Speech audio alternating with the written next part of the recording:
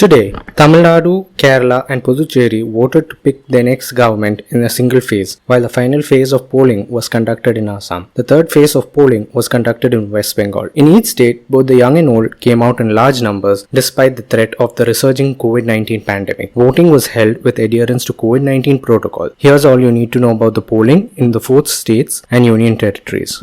Voter turnout in Tamil Nadu was nearly 40% till 1 pm as polling continued peacefully at a brisk pace across the state. Key leaders including CM K. Palanisamy, Deputy CM O. Pannirselvam and DMK Chief M.K. Stalin exercised their franchise today.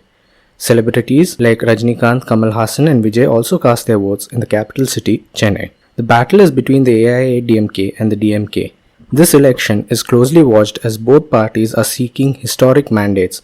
The ruling AIADMK is trying to win the state for the third time in a row, while the DMK is looking to continue its winning momentum from the Lok Sabha polls and sweep the state.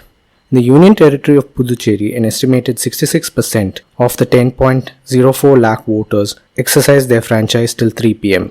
Top political leaders, including AINRC leader N. Rangasamy and former Chief Minister and Senior Congress leader B. Narayanasamy, cast their votes. The battle is between the Congress-led alliance, which include the DMK, VCK, CPI, and the AINRC-led alliance, of which BJP and AIDMK are the other members. Brisk polling was witnessed in various parts of Kerala, with 48.71% of the 2.74 crore electorate having already cast their votes by noon. Despite the soaring temperatures, long queues were seen in various constituencies, with men accounting for over 50% of the total votes polled till noon. Several top politicians, including Pinarayi Vijayan, Ramesh Chennithala, Oommen Chandy, State BJP Chief K. Surendran, and Metroman E. Sridharan voted. Kerala had witnessed a fierce campaign in the run-up to the polls by the leading CPIM-led Left Democratic Front (LDF), Opposition Congress-led United Democratic Front (UDF), and the BJP-led NDA. In West Bengal, there were some incidents of violence, but that did not stop brisk voting there.